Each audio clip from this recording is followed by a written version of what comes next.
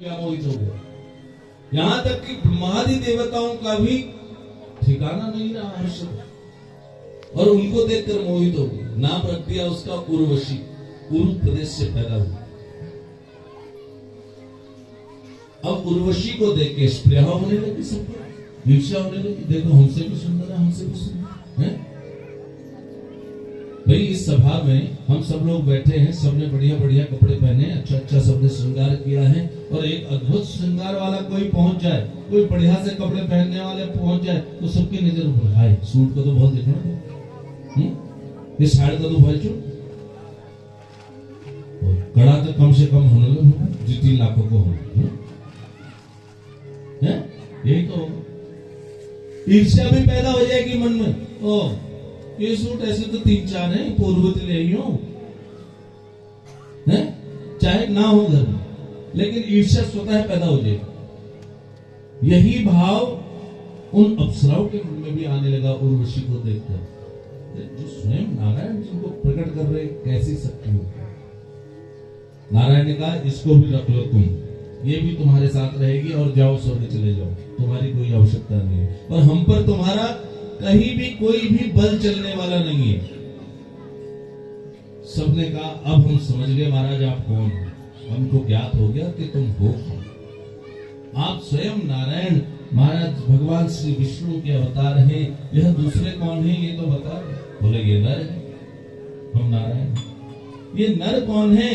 बोले ये हैं हमारे प्रिय अर्जुन। ये अर्जुन और श्री कृष्ण चंद्र भगवान नर नारायण के रूप में आए।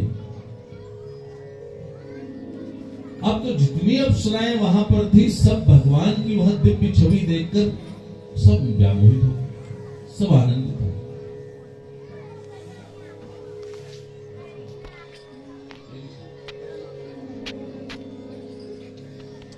सब भगवान को देखकर आनंदित हो। प्रार्थना करें, पतिस्तुम भवदेवेश वरमेनं परम तप भवामः प्रीतियुक्तास्त्वं शवितुं जगदीश्वर। सबने मिलकर, अप्सराओं ने मिलकर भगवान से प्रार्थना की कि तेरी शरण में आकर मैं धन्य हो गया। तेरी शरण में आकर मैं धन्य हो गया। तेरी शरण में आकर मैं धन्य हो गया। तेरी शरण में सभी गाइए हो गया। ओ जन्मों की प्यास थी जो,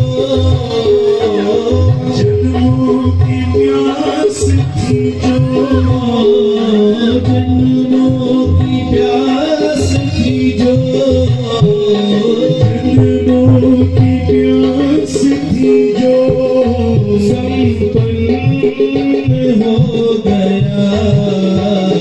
तेरी शरण में आके मैं धन्य हो गया। तेरी शरण में आके धन्य हो गया।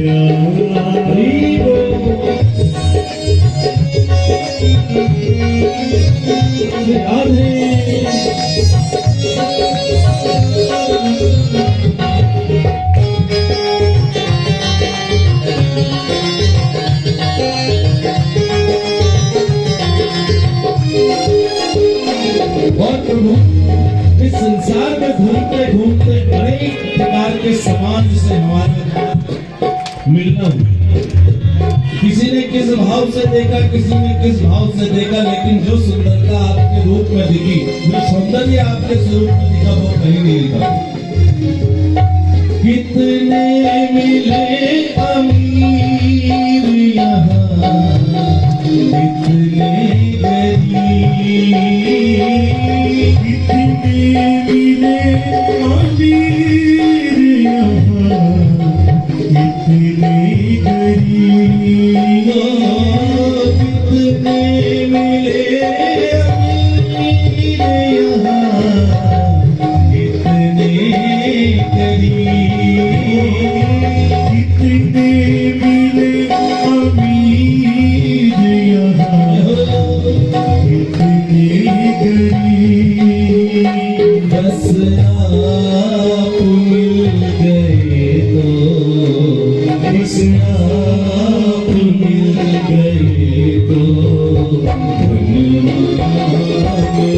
गया, एक आप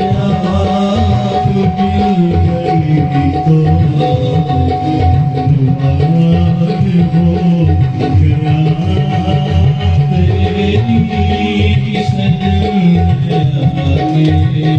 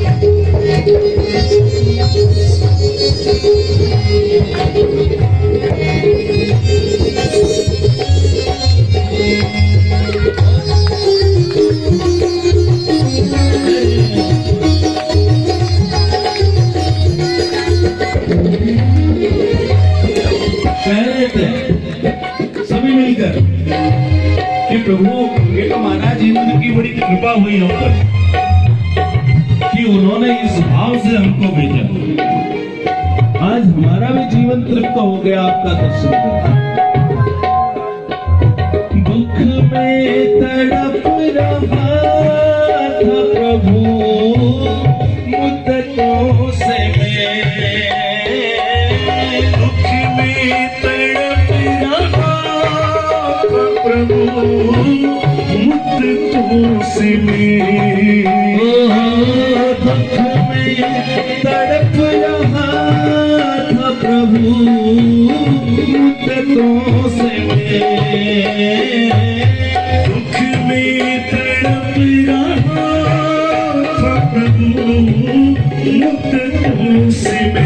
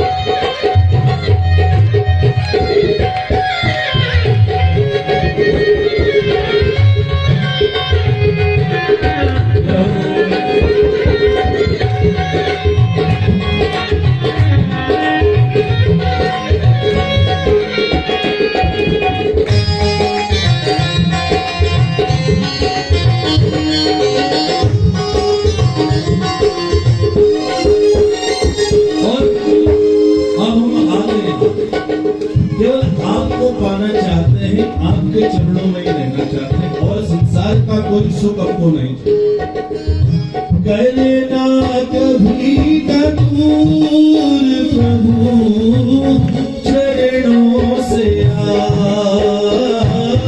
करना कभी का दूर प्रभु चरणों से करना कभी का दूर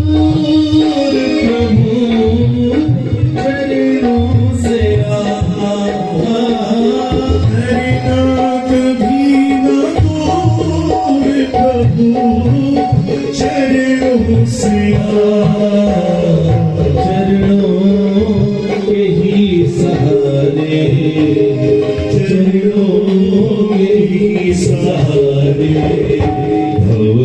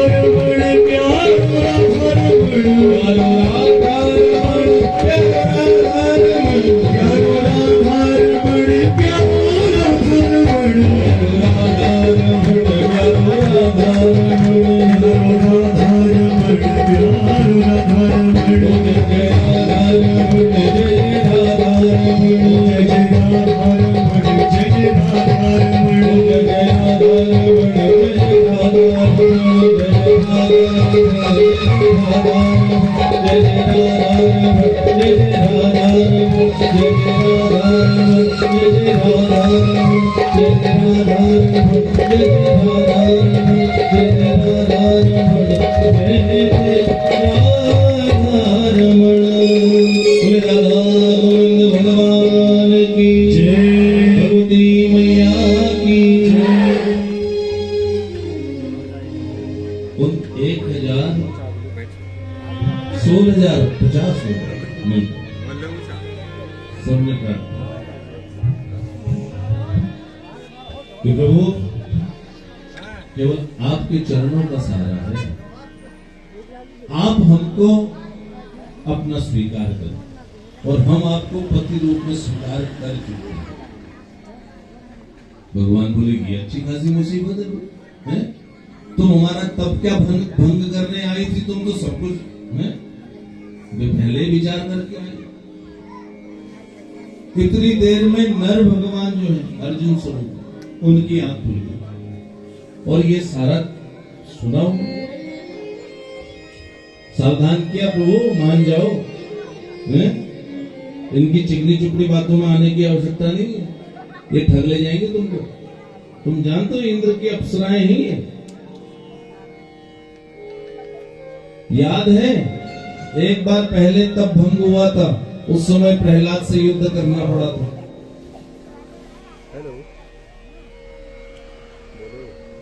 प्रहलाद से युद्ध की बात याद आ गई और जन्मे जी ने भी पूछ लिया कि प्रहलाद से युद्ध, वो भी नारायण का ऐसा कैसे हो गया? अरे प्रहलाद तो परम भागवत थे, भगवान नरसिंह को स्वयं उनको दर्शन देने आना पड़ा। ऐसी क्या बात हुई कि प्रहलाद से युद्ध को? व्यास जी कह रहे ध्यान से सुनो।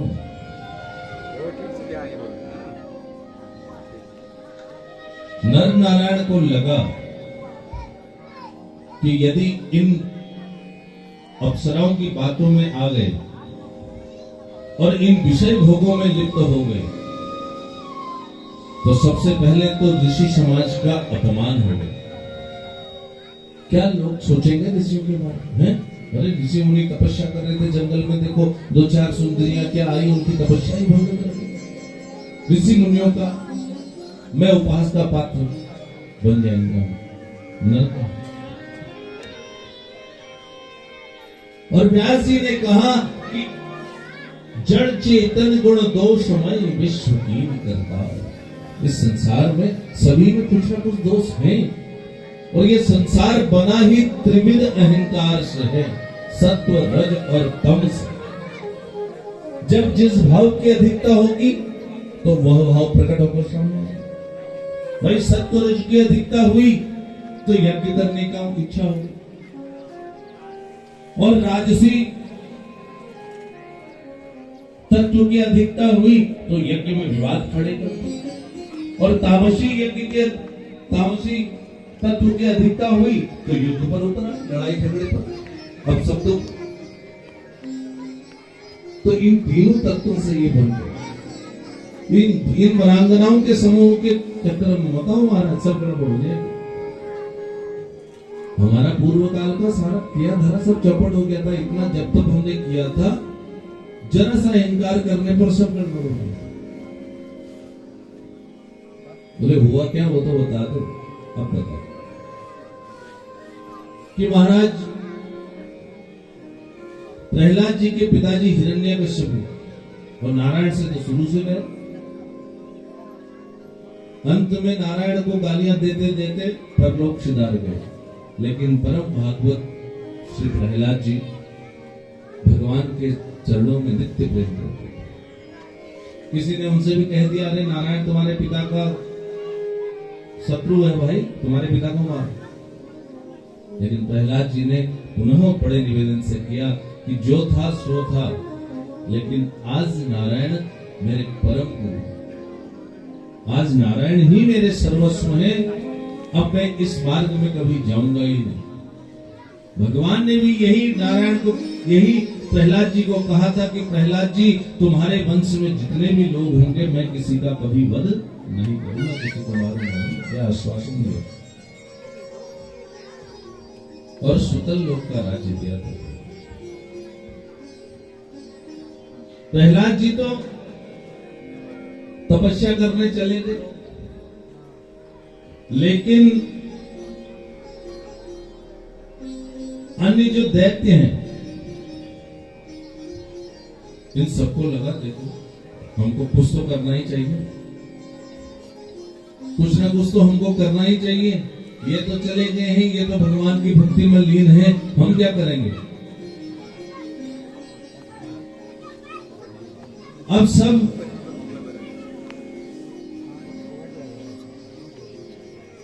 दैत्य अपना एक तरफ हो गए, प्रहलाद जी भजन करने चले। घूमते फिरते प्रहलाद जी एक दिन पहुंचे नैमिषारण्य में। नैमिषारण्य तीर्थ में पहुंचे तो वहां क्या देखते हैं, ये नर और नारायण दोनों तपस्या कर रहे हैं। वहां पड़े नुकीले पत्थरों पर घिस घिस कर बड़े सुंदर बाण बनाए। गीध के पंखों से सुंदर तीक्ष्ण बाण बनाए हैं इन दोनों। भाई वन में तपस्या कर रहे हैं, आत्मरक्षा के लिए भी कोई साधन रखने पड़ते हैं कई बार। लेकिन जैसे ही प्रहलाद जी पहुंचे नैमिषारण्य में, इन्होंने देखा ये तो तपस्वी है, यहाँ तो अनेक ऋषि मुनि जब तप करते हैं, यहाँ पर ये बाण लेकर कौन आ गया भाई। इधर उधर ढूंढा तो दो महापुरुष दिखे, बिल्कुल जटाजूट फक्कड़ बने हुए, सिर पर जटा बंधी हुई और जटा देखी और सामने रखे हुए धनुष बाण भी देखे। प्रहलाद जी के मन में बात आई, कुछ ना कुछ गड़बड़। यदि ये ऋषि हैं, ये तपस्वी हैं, तो इनके पास अस्त्र शस्त्र नहीं होने चाहिए, और यदि इनके पास अस्त्र शस्त्र हैं तो इसका मतलब ये तपस्वी नहीं है। भाई जो सिगरेट नहीं पीता उसकी जेब में सिगरेट का डब्बा कैसे हो सकता है, बोलो होगा है? बताओ बोले है? जो पीता होगा वही तो रखेगा है? बंदूक कौन रखेगा जिसको अपनी जान में खतरा हो है? अब धोती कुर्ता पहने हो, बढ़िया तिलक चंदन लगाया हो और बगल में पिस्टल लगाई है, उसको भक्त कहा जाएगा क्या? भाई भक्त है, जो भक्त है वो 24 घंटे भक्त है महाराज। एक बात याद रखो, डॉक्टर साहब 24 घंटे डॉक्टर साहब है, चाहे वो हॉस्पिटल में हो या अपने घर में हो। एक वकील 24 घंटे वकील है, उससे किसी भी वक्त फोन करके पूछ लो ये वाला केस हमारा धारा कौन सी लगेगी, किसी भी वक्त बता देगा, बिस्तर में भी होगा वहां भी बता देगा। ऐसा तो है नहीं कि जब वो कोर्ट में पहुंचेगा तभी जानेगा कि कौन सी धारा है। तो जो भक्त है वो 24 घंटे भक्त है। और भक्ति ही संसार में एक ऐसी चीज है जिसका दिखावा नहीं किया जा सकता। हाँ विधियां, माता जी बात करते आप बड़े शांत से, मेरे भी नाराज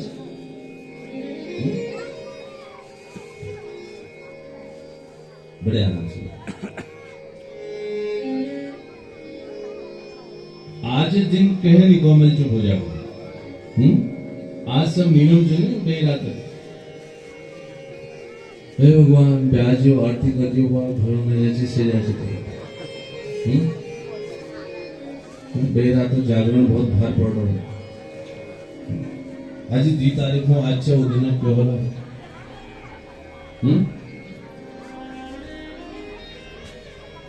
अब वो गुदौड़े लिए नहीं है? गुदड़ जान छे क्यों? गुदड़ क्यों जान छे? हमारे यहाँ गुदड़ कहते हैं, गुदड़ी हुई पूरा। वृंदावन में भी है ज्ञान गुदड़ी, है? उद्धव जी को ज्ञान दिया था भगवान ने वहां, है? तो एक एक गुदड़ी भी ले आते साथ में, यही अपना कोने कोने कहीं भी फिट हो जाते, और कथा में तो बढ़िया नींद आती है वैसे, है? लेकिन यशु ठंडी है आपके लिए भी। पूरी रात जागरण करके, सब लोग थे जागरण हो, कितने लोग थे? हाथ उठा के बताओ। अच्छा, तभी मैं कह रहा हूँ इन्हें हा के लिए नहीं रहा है, आधे से भी कम थे जाओ, है? और जैक नजीक नजीक घर न लो भरी नहीं लो, उनको होड़ दे क्या बहुत सुन लो मुझे भास्कर जी थी ऐसे ही हंसने का, है? जाओ कर जाओ, जाड़ी तो है? घर में तो आवाज आई रही होगी, 11:30 बजे तक तो हम भी अल्टी बल्टी मारते रहे, हमको लगा आप क्या करें? नहीं, इच्छा तो हमारी भी हो रही थी एक बार हम जाएं दर्शन करें, पर ठंडी इतनी थी, ठंड ने हमारा साथ छोड़ दिया, है? तब हम आए। तो भक्ति पर चर्चा चल रही थी, देखो तुम गजबजाट करते जाने प्रसंग चुरे जाओ, गजबजाट कड़कड़ाहट ये नहीं करना, है? तो फिर वो मैं तो भूल ही जाता हूँ, उसके बाद फिर सारा पुराण पढ़ना पड़ेगा मुझे शुरू से लेकर लास्ट, तब याद आएगी। भक्ति पर चर्चा चल रही कि जो भक्त है महाराज वो 24 घंटे भक्त है, नहीं? जैसे डॉक्टर 24 घंटे डॉक्टर, माँ है, माँ 24 घंटे माँ है, पिता है, पिता 24 घंटे पिता। जो है वो 24 घंटे है, और जो नहीं है वो कभी भी नहीं है, है? भगवान सत्य है, वह परम सत्य है, और 24 घंटे हैं। माँ है इस मंदिर में बैठी हुई, परोक्ष अपरोक्ष दोनों रूप से 24 घंटे, लेकिन माया जो दिखती है वो नहीं है। माया का स्वरूप ही माँ, माँ माने नहीं, या माने है, जो नहीं है वही माया,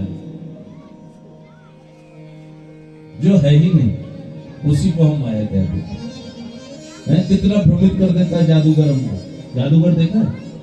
देख लो जी जादूगर, पहलकर देख लो, सबने देखा। 1 मिनट में नोटों की कितनी गड्डियां बना देता है, गला काट के पेट फाड़ के, है?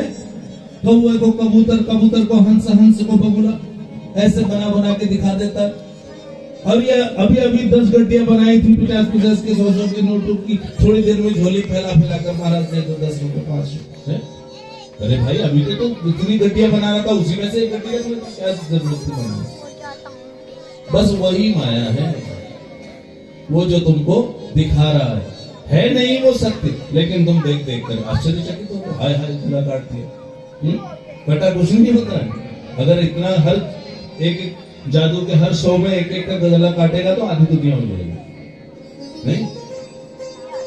तो इसी चक्कर में बोले महाराज यदि ये भक्त हैं तो इनके पास अस्त्र नहीं होने चाहिए, यदि इनके पास अस्त्र हैं तो इसका मतलब ये भक्त है। तुरंत कहा कौन हो भाई तुम? जटाजूट फक्कड़ वेश बनाए हो, मामला क्या है? बोले हम नरम हो,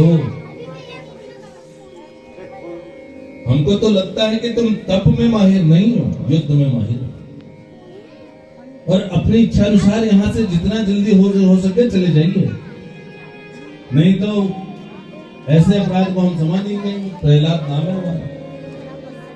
अब दोनों आमने सामने हो गए, भयंकर बाणों की एक दूसरे पर वर्षा होने लगी। 2-4 बाण प्रहलाद जी को भी लगे, 2-4 नर को भी लगे, 2-4 बाण जैसे तैसे। ये बाणों का लेना देना कम हुआ, और ये युद्ध चला पूरा 100 वर्ष तक। यह युद्ध चला। स्वयं भगवान नारायण को आना पड़ा, स्वयं भगवान विष्णु को आना पड़ा।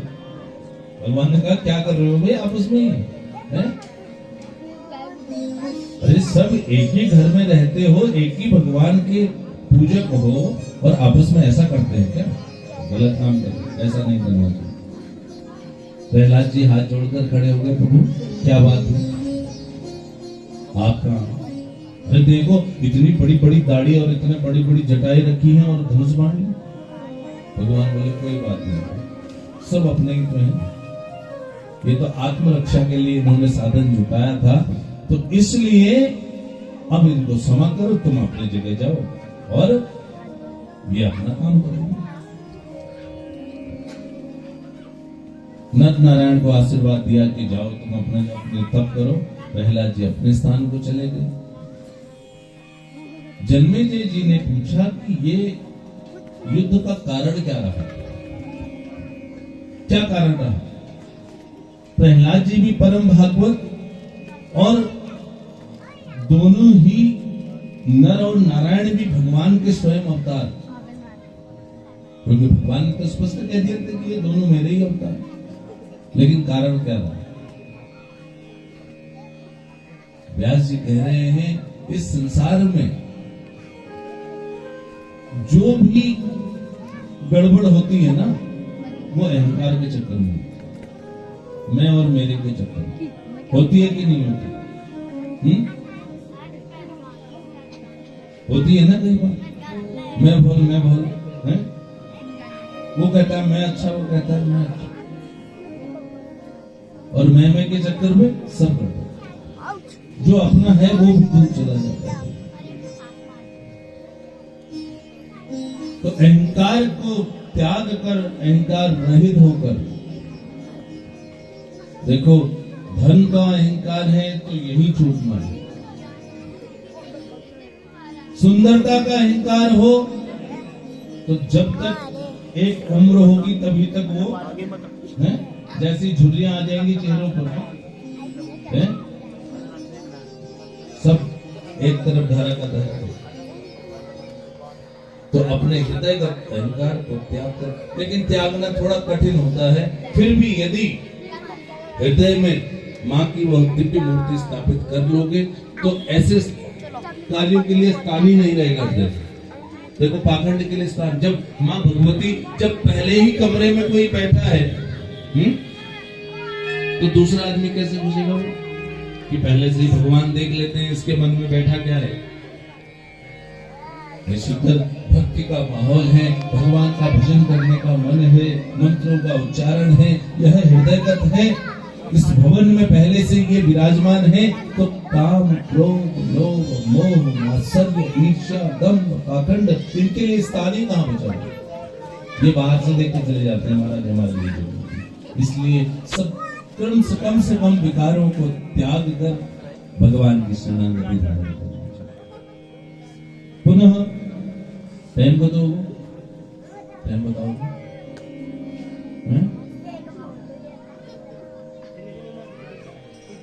कोई नहीं बताऊंगा, सब नीलम जान ठीक हो जाता मेरी बात, बहुत दिरम जवाब में। अब व्यास जी ने कहा कि इसी कारण भगवान विष्णु को भी श्राप हुआ, इसी क्रम में। बोले वो कैसे, श्राप कैसे हुआ? बोला श्राप ऐसे हुआ कि प्रहलाद जी तो अपना चले गए भजन करने, उसके बाद अब इधर दैत्यों का लगभग नाश हो ही चुका था, कुछ 1-2-4 बज गए थे। अपने पौत्र बलि को राजगद्दी पर बिठा गए थे पहले। बलि महाराज की कथा तो सभी ने सुनी ही होगी, जिनके नाम से बलिदान कहा जाता है वही बलि हुए। सर्वस्व दे दिया था भगवान, वामन ने दे क्या दिया था, ले लिया था भगवान, है ना। तो उस दिन से बलिदान हुआ, बलि को गद्दी पर बिठाया, स्वयं चले गए प्रहलाद जी भजन करते। लेकिन दैत्यों के मन में संतुष्टि नहीं। दैत्य जानते हो कौन है? जिसके मन में कभी संतोष ना हो, दैत्य समझो। हे भगवान, आज क्यों, पै क्यों, भो क्यों, पूर्व क्यों, असंतुष्ट जो रहे, सब कुछ पाकर भी मन की तृष्णा ना समाप्त हो, समझ लो लेना वो दैत्य। इन दैत्यों की भी यही स्थिति। गुरुदेव शुक्राचार्य जी के पास पहुंच गए। गुरुदेव क्या करे, कुछ ऐसा मंत्र आपके होते हुए हमको दर दर की ठोकरें खानी पड़ेगी। देवता कितना बढ़िया साम्राज्य पा रहे हैं, कुछ ऐसा मंत्र तंत्र कुछ व्यवस्था ऐसी करो, आप ही वो गुरु हैं और किससे पूछे। शुक्राचार्य जी बोले कुछ करते हैं, कुछ व्यवस्था बनाते हैं, लेकिन कोशिश करना कि तुम तब तक कुछ गड़बड़ मत करना। मैं एक बार प्रयास जरूर करता हूं, एक मंत्र की सिद्धि करता हूं, उस मंत्र के बल पर हमको बल मिलेगा और हम जाकर देवताओं से लड़ लेंगे, कहीं विजय पा लेंगे। मंत्र पाने की इच्छा से पहुंच गए कहां? कैलाश, भगवान भोलेनाथ के पास। भोलेनाथ हम आए हैं, क्यों अर्चा के काम छू? बोला हमारे दैत्य बड़े दुखी हैं, उनके लिए कुछ उनको बल मिले, कुछ मंत्र आदि कुछ बात दे दो।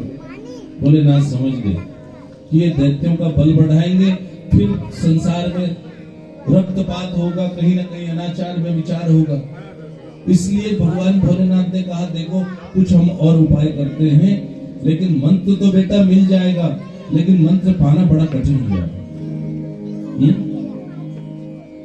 मंत्र पाना बड़ा कठिन हो जाएगा। अब देखो भोलेनाथ क्या सिखाना चाह रहे हैं, एक बार बड़े ध्यान से सुनो। किसी दुष्ट को कोई वस्तु ना दी जाए।